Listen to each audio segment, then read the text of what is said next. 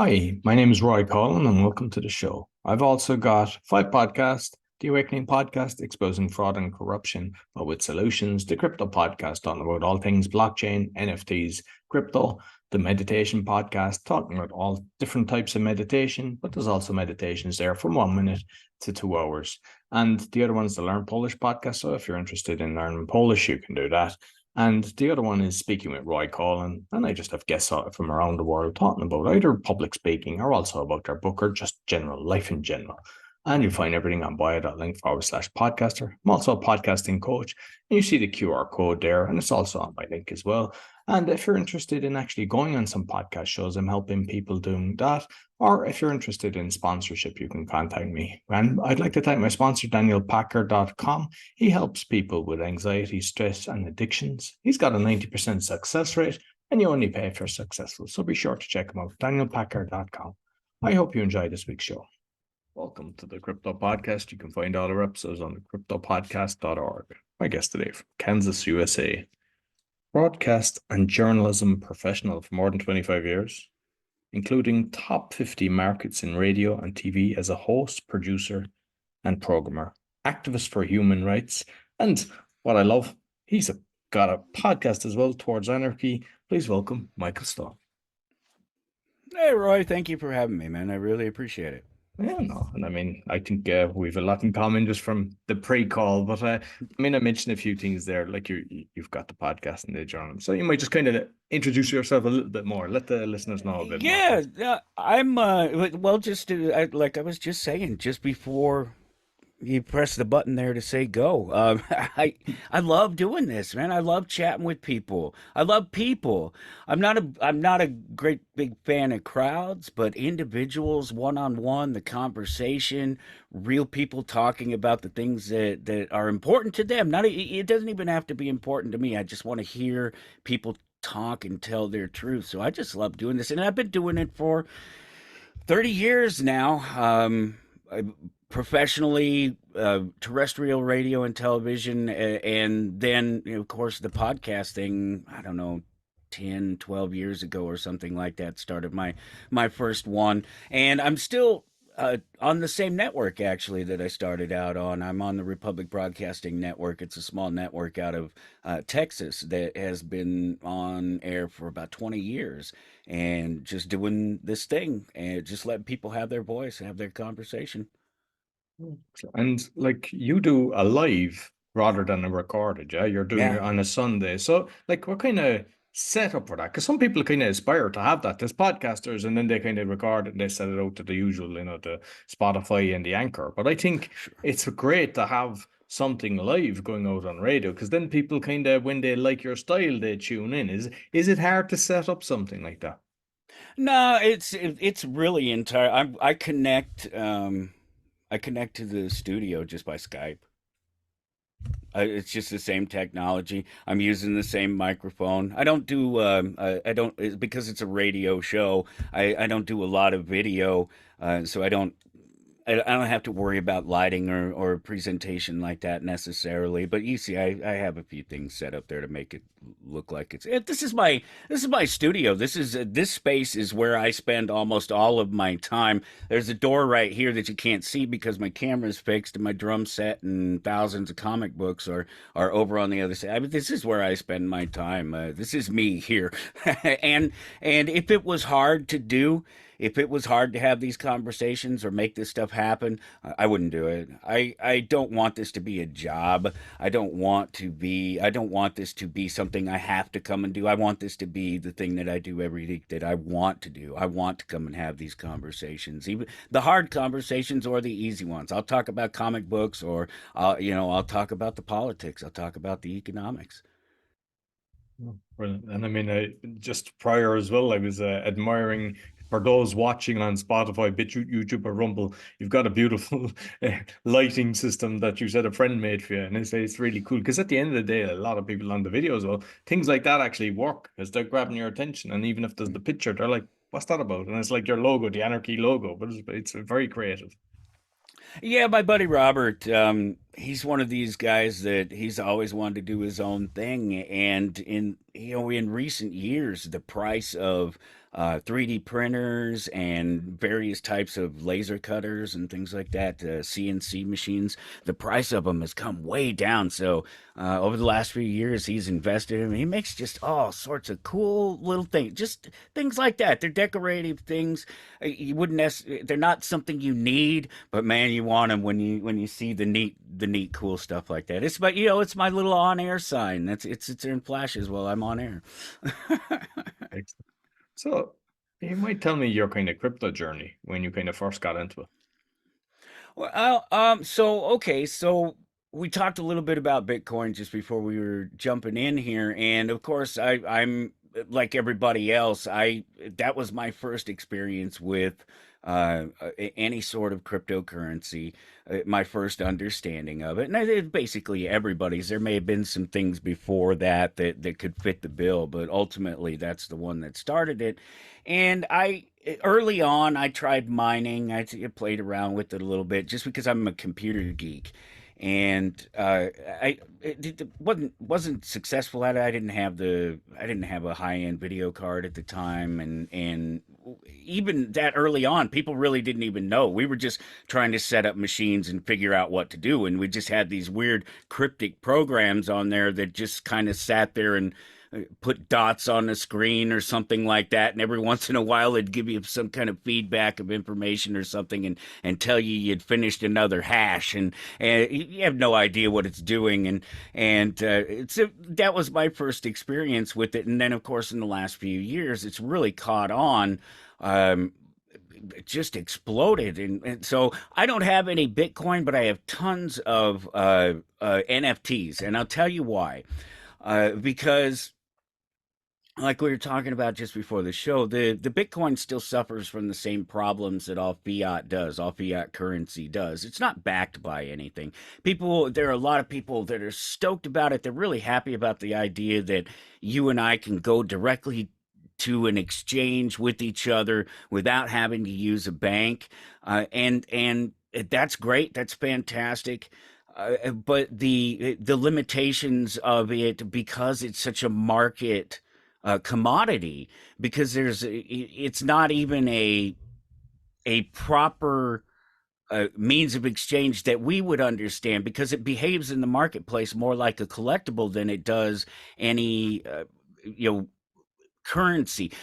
One of the problems with these all of these digital currencies is that lack of being attached to something. And it's interesting because I'm not I was going to see if I had one. I don't even have cash. I have digital currency myself. It pays out in dollars supposedly instead of Bitcoin, but it's all the same thing.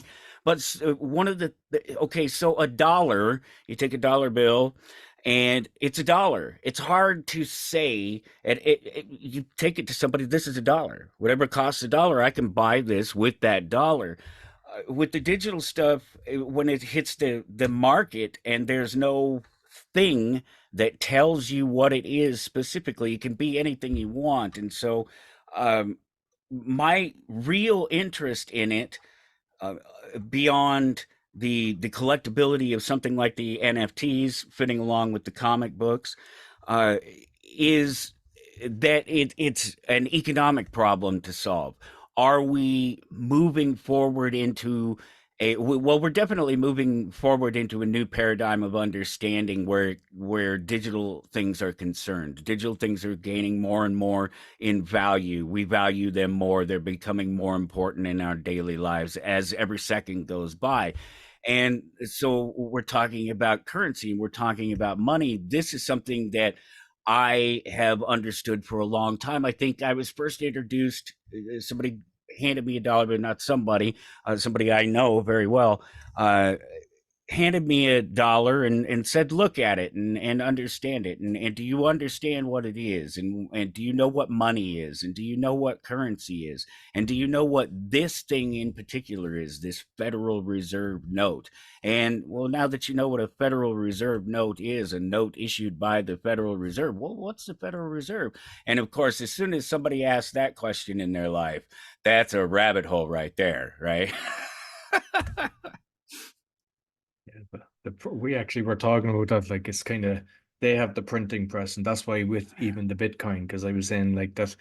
I mean, we see Vanguard getting into it, but the reality is they press their print and they can just buy as much as they want, and then they control it, and they can control the markets as well. Because yeah, everyone thinks, oh, this is great, now it's worth 1 billion, but then they can just dump it, and once everyone dumps it, then they buy it, and they end up controlling, and that can happen overnight. Or like a lot of people are thinking, this is full, protection. They don't need to know anything. But I had a guy on who was like investigating how everything is done, and he's like worked for fraud and encryption and everything. And I said to him, like, you know exactly how to protect yourself, but I don't. I'm like Mr. Bean kind of doing a transaction. That means you're exposed, isn't it? And he said, exactly. So the reality is like they know exactly what's going on. And I think they'll just eventually decide, yeah, we'll go after this guy now. You owe us this amount, because they have, depending on the countries you're in, there is a capital gains in a lot of them.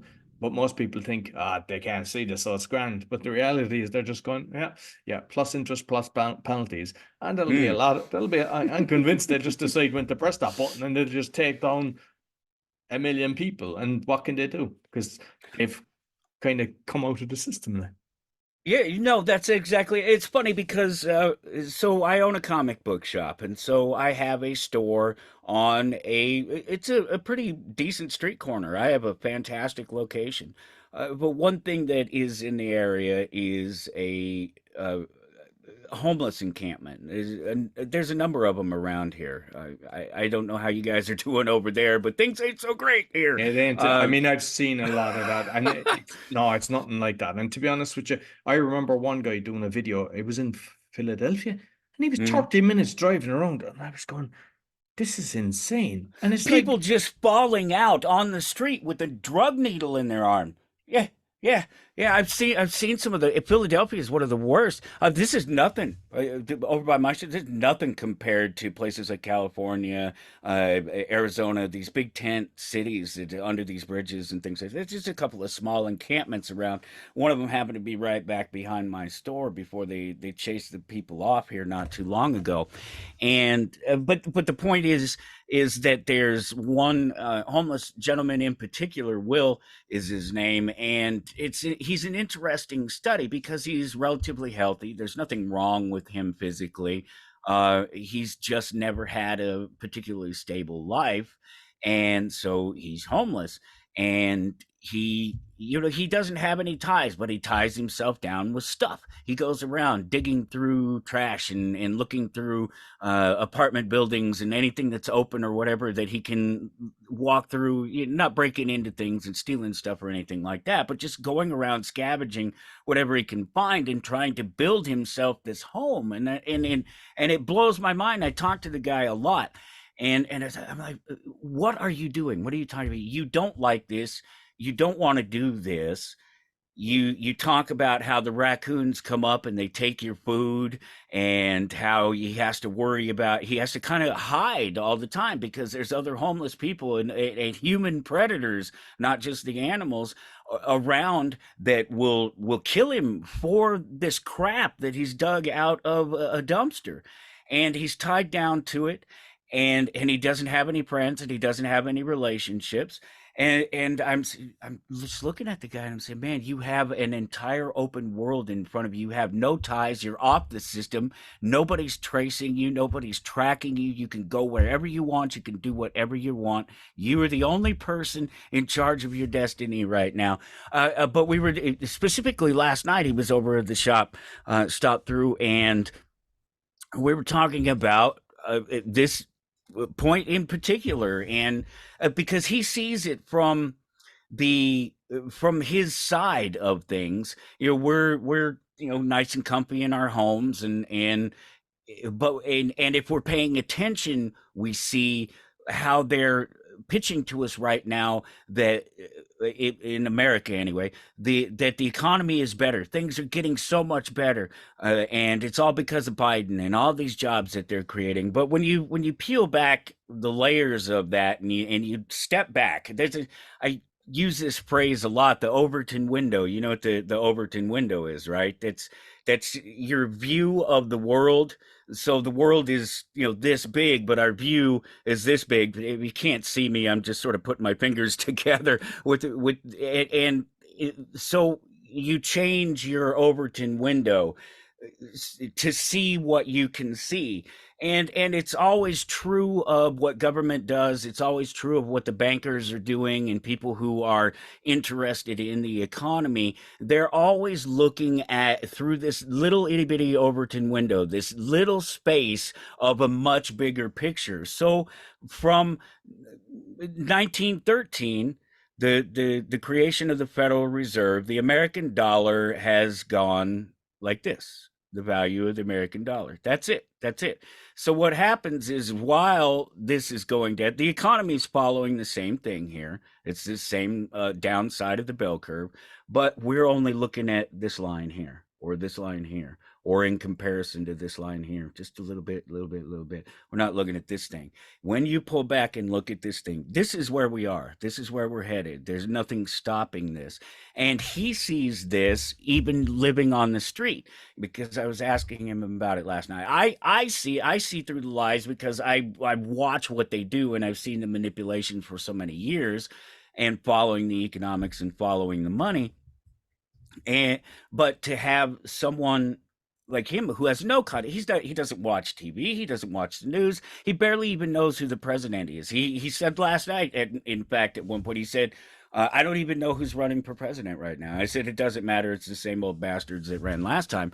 Uh, so it's not going to, nothing's going to change. Whatever it is, nothing's going to change. And of course, that's the gist of the conversation. The politicians and the bankers, they're playing this little game of let's just concentrate right here. So we were way down here for the last couple of years and we popped right back up over about here. Well, guess what? We're still on this downward trend. You haven't changed anything. Let's just go back a few years. Let's go back to 2008. Let's look at 2008 and the crisis. And we bailed out the bankers here and all that happened. Oh, it was all fantastic. But you know what happened? Nothing. Nothing changed. They didn't fundamentally change anything about what caused 2008.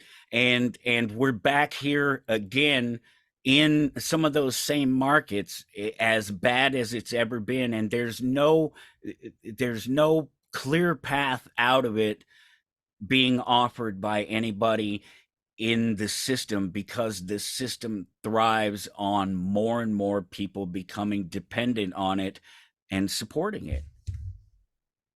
Absolutely. So you mentioned the NFTs. It's something that I mean, I've got a few, but it's kind of like the Wild West as well. So I mean, you said you've got a lot. So I do. I'd like to get your experience, the platforms you're using, and why you kind of see different ones that can have value. Well, okay, so for me, it's a collectible thing. So it started out, let's see, I have it on here. This is not any proper exchange for I don't even know if there are anymore. The NFT thing really went weird really quick because people don't understand. It was too early. It was too early.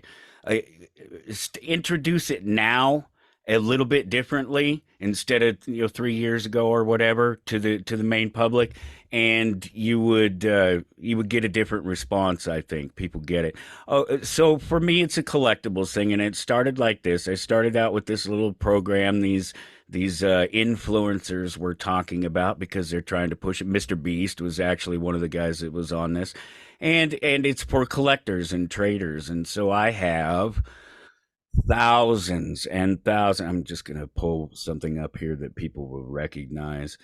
Thousands and thousands of these silly little digital files, but my digital files are cool because they're collectible. So you get Bitcoin, it's just numbers on a computer somewhere, right? Well, I have the DMC, the DeLorean from Back to the Future. I own it and I can play with it.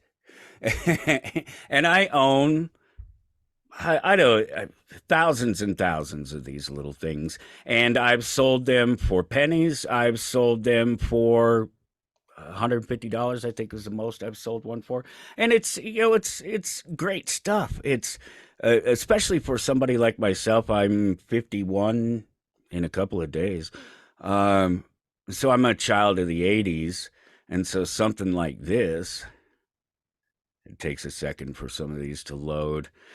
So like that thing I was just showing you, you know what pops are? The pop figures, the little figures with the great big heads Yeah. and they bobble. Yeah, the pop figures. This is literally the program that they use to design those. And so oh, this one's terrible. So as it's a collectible thing for me. That's what it started out as. Oh, there's neat. There's these. There's Transformers and there's Marvel characters and Wolverine and there's one of one and there's one of 10 and there's all these fantastic. You see, here's a giant Transformer toy, and it doesn't show it in this frame. It'll show it on the internet. This little app on my phone, some of the older ones, this is one of the first ones they did. Some of the older ones don't function like they do because if you back out of it, you can actually see him transforming. Right. Mhm. Yeah. So my NFTs, 99% of them are collectibles. With that exact same thought that I was talking about with the Bitcoin, because I watch its behavior and I see its behavior, it behaves like a collectible. It's a currency. People will accept it for trade, but you have to find somebody that wants it. They have to want Bitcoin, or they have to want Teenage Mutant Ninja Turtles #1, they have to want that thing specifically. Otherwise, you have to trade your currency for another currency of interest, and that's a big problem with the Bitcoin. That's a big problem with all the crypto right now. Is that it's still dollars. It's still nobody's trading in just crypto. Maybe some people are, but realistically, no. There's you can't spend it. You can't spend it anywhere. You have to convert it at some point still. That's the So problem. until that changes, until you get more and more of maybe the cards or something where you can directly access your Bitcoin on a card or something like that. As more and more of that comes along, it'll be better. But for now, it's a problem, certainly for most people, and it'll be slow to adopt. When you're researching NFTs, because when I got some, like you're just, or you get into some Facebook groups, you're bombarded, and then there's people offering ones, and then it was Hmm. basically looking for gas fees. That's how they were making their money. And it was like there was even Yeah. people pretending they were bored apes. They just changed the name, but it looked like a bored ape kind of thing. And unfortunately, some people fell for it because they didn't know. How do you kind of decipher what will be a good investment? Or is it something that you just like yourself? I gotta like it. That's it.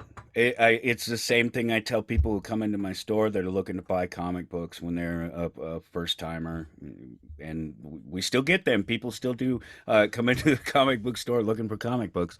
Uh, I tell them the same thing: buy what you like. Don't unless you want to become an investor in that currency, comic books, bitcoins, whatever it is, and your job every day is to spend time figuring out what to do, how to trade, what your currency is worth.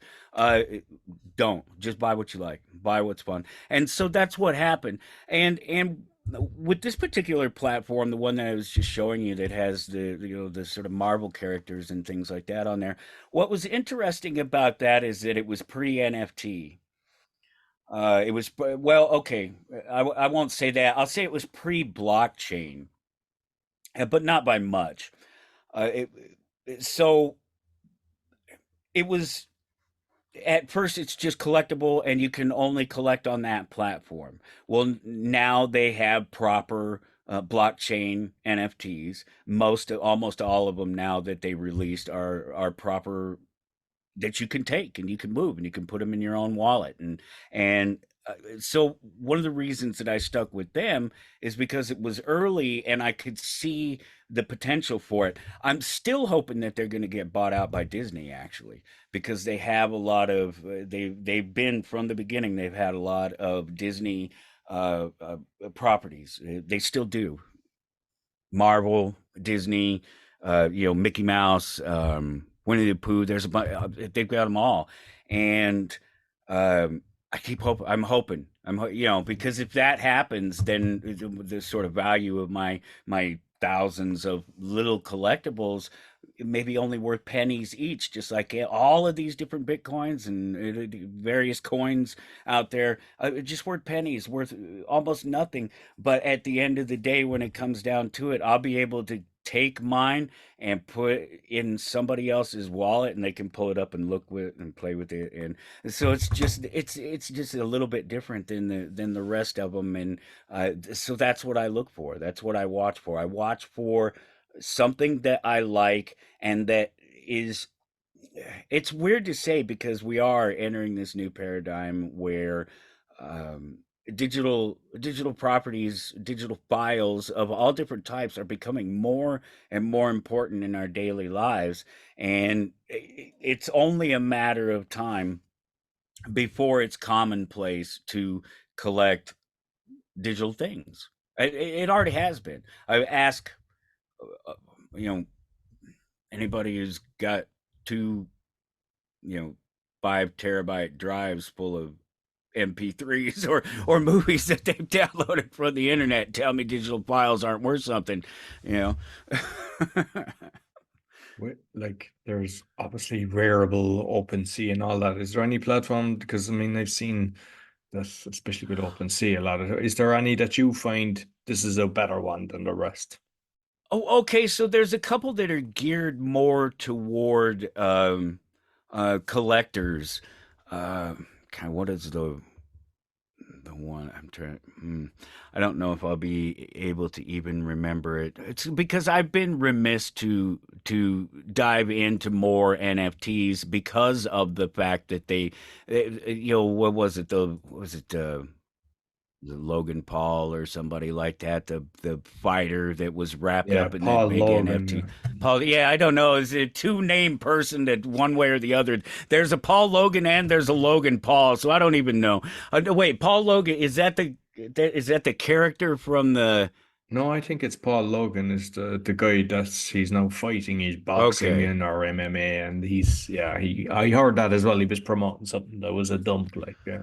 Yeah, yeah, it was a bad deal, and the images were crap. That was the thing about it. They weren't even good images. They were low quality stuff that they apparently just print screened and then stuck in paint. Yeah, it was a bad deal, and so a few incidents like that really set the public off against NFTs.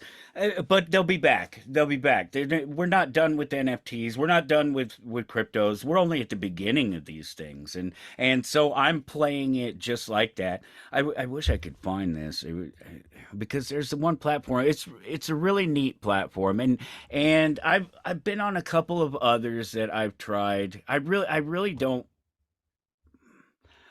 recommend any of them without just going out and looking at the things that are on there and what they're offering, and ask your friends, ask your crypto buddies, you know, who they trust. Get yourself a wallet. There's What only a wallet would you recommend? I use Trust Wallet. That's the one I use the most. Trust. I haven't heard of that. Yeah. Trustless. One Ledger is of the the one there. Yeah. reasons, well, one of the reasons is because they're one of the ones that's a little bit closer to integrating, totally integrating. These things already exist; they're out there in different forms or another, but totally integrating NFTs as well as addresses, website type addresses on the blockchain, so you can send me money to toward anarchy.crypto. You don't have to know the big hash number or anything like that. A few things like that. Oh, that's handy. That Yeah. yeah. And just like with the comics, because I mean, there's so much kind of fraud and everything going on. And I'm Well, assuming when you've got a comic that people know there's only so many, episode one of something, and it's worth a fortune because I know they can go to, yeah, big numbers. Is there actually people that actually pretend they have it by having it reprinted? Does that oh exist? Yeah. man. Oh God, let me tell you. So it's actually a huge scandal right now. Let me grab something real quick. Okay, so so comic book.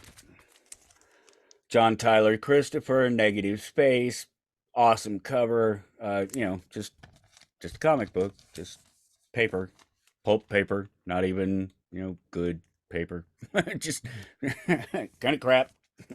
Uh, Got to protect it, and so 20 so years ago, 25 years or so ago, company called CGC came along, and they introduced the idea of grading and putting the comic book in a thick plastic case. And what it boils down to is just somebody's opinion about the condition of the book. This is a really cool book here. This is a Batman book written by Kevin Smith, the director, the Clerks guy, and it's signed by him too. Um, but the point is grading, and so this has been going on for a while. And there are different companies that do it, but the biggest one is this CGC, this Comics Guarantee Company. What I don't know what the CGC actually stands for. Uh, they so you got these cases. I actually have one that's open.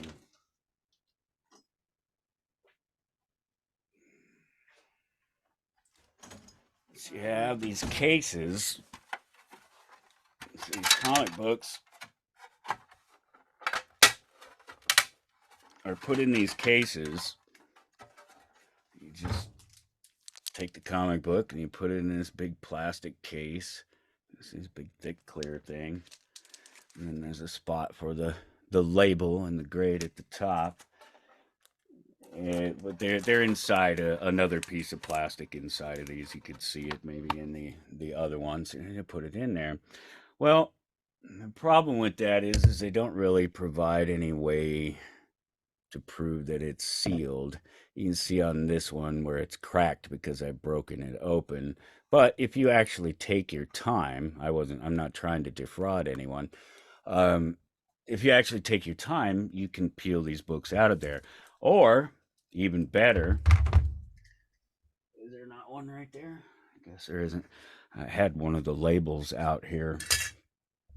Um, But you could actually actually, manufacture that anyway if you wanted that. You could just get Well, somebody to you could, but they do holograms and things like that, Okay. so it's not easy to necessarily duplicate in their process. So the easier thing is, what you do is you have two books.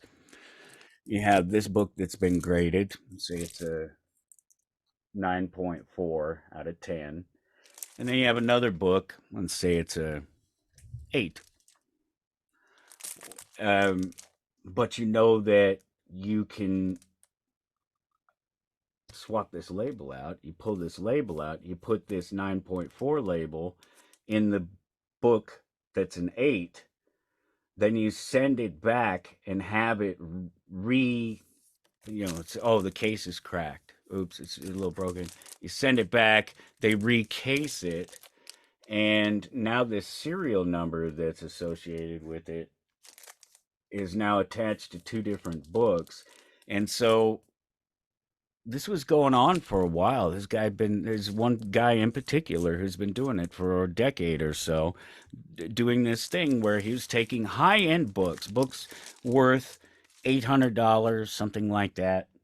Not so high end that people are going to immediately notice and raise a red flag. That's how he got caught, is that he did a $15,000 book here recently, and somebody said, "Oh no, no, something's wrong here. I recognize that book. That book is not that grade And that's it. So he got himself into a corner where people started to recognize what was happening, and he got caught. And it's part of the grading process. It's a failure of the grading process because they're not verifying the books at the quality that they are when they come back in. It's a little bit deeper than that, but it's a huge scandal that's just happened over the last 2 months or so.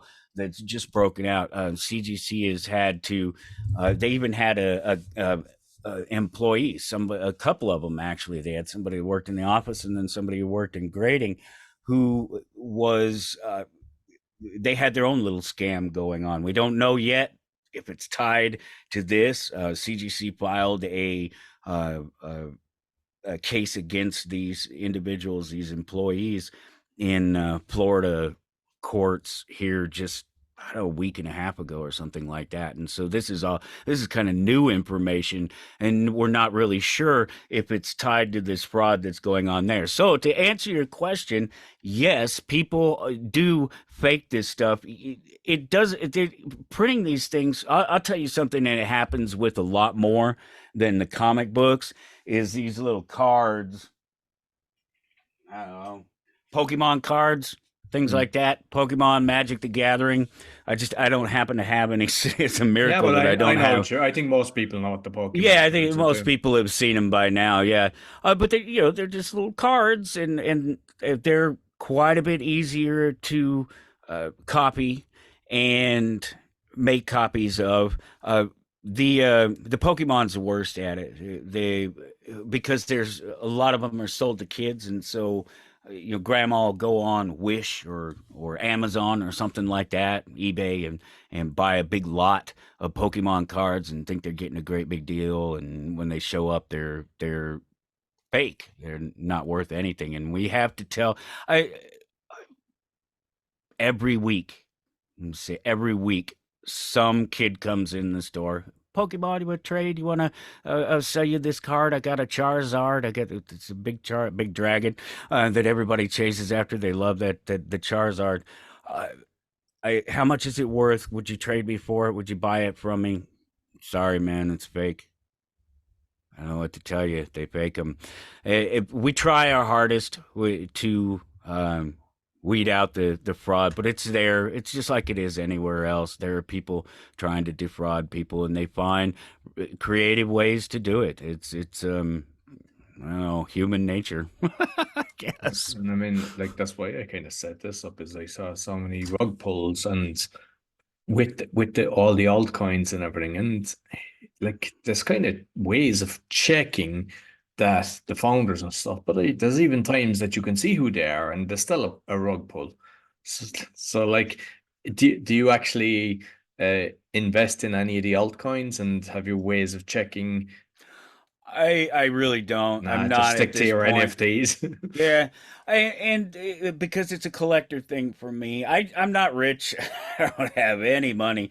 I'm a family man. I have kids and wife and dogs and cats and all that stuff. I'm not a rich guy. Very humble, and uh, yeah. So I've never really had the investment.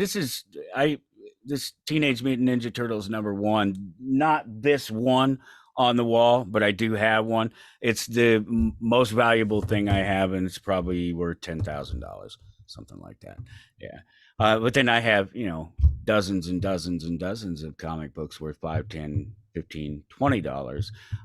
And so I already have a space where I have my investments with what little money that I do have to be able to buy things like that.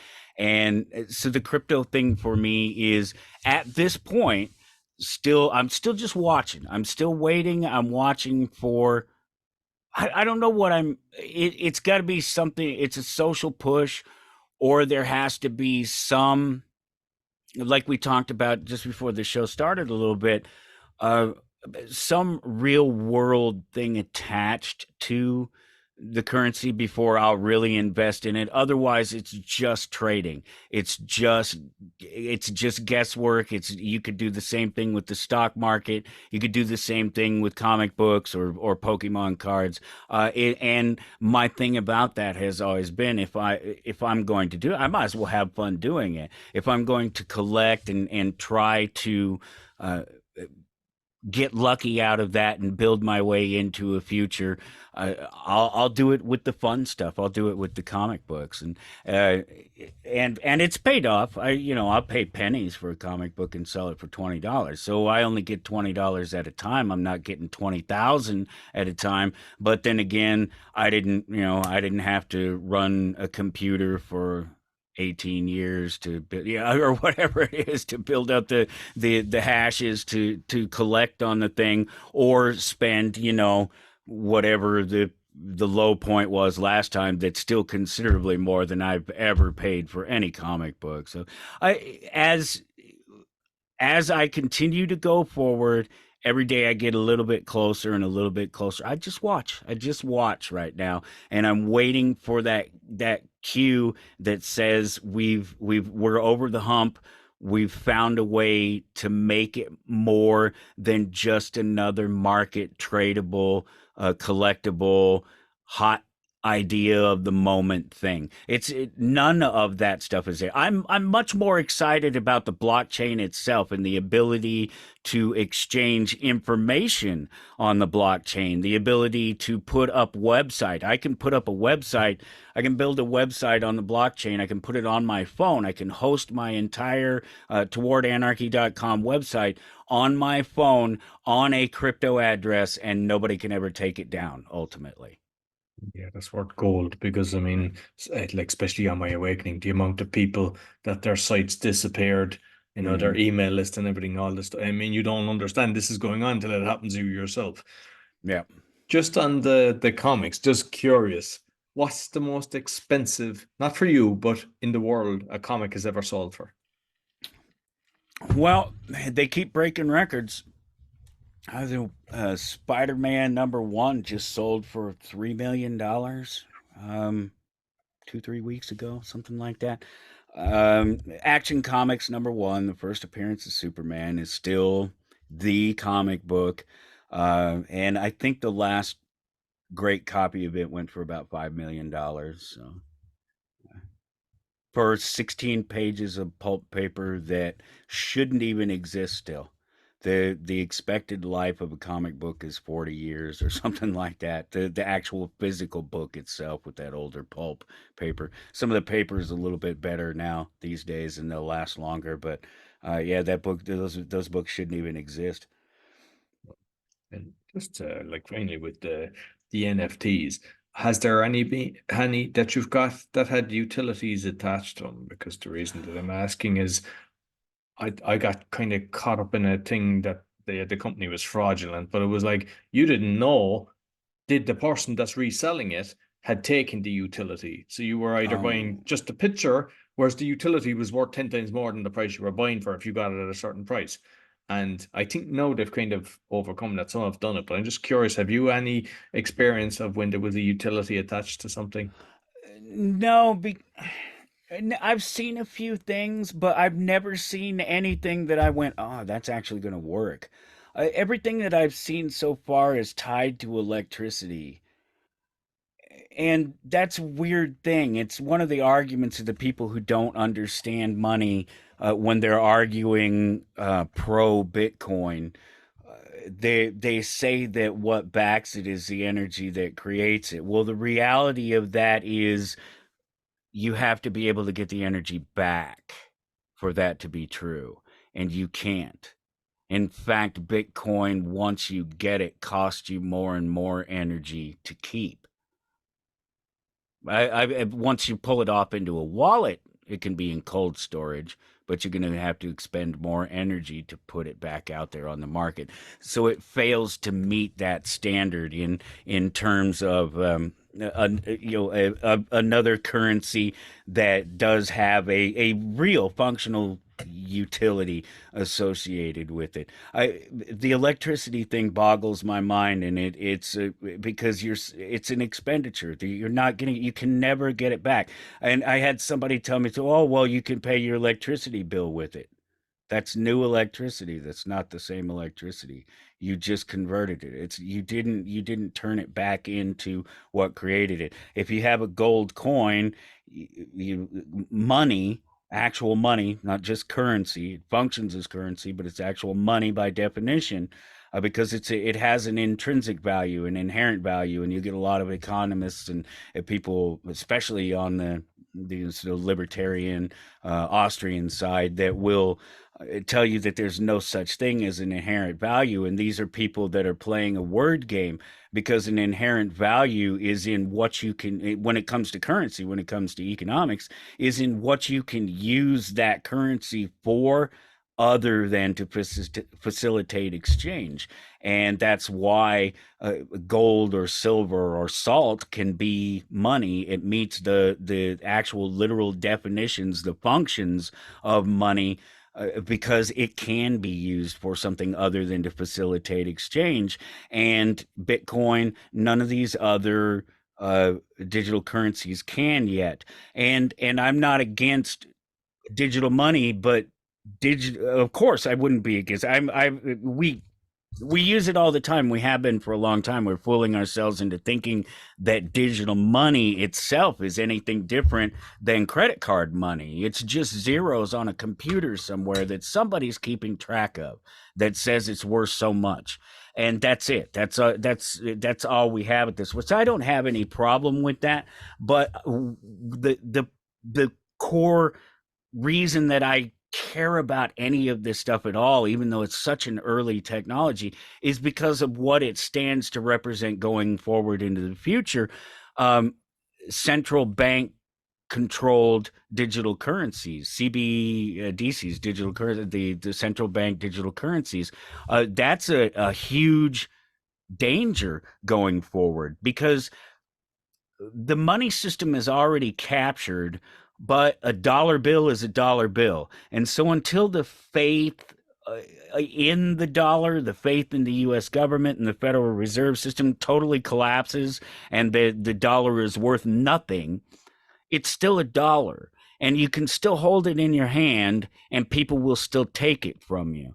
And so until all of these cryptos, all of these digital currencies overcome at least that initial hump of being able to immediately exchange it, and it be of a particular value when it's exchanged, as opposed to what a market value might be at that day.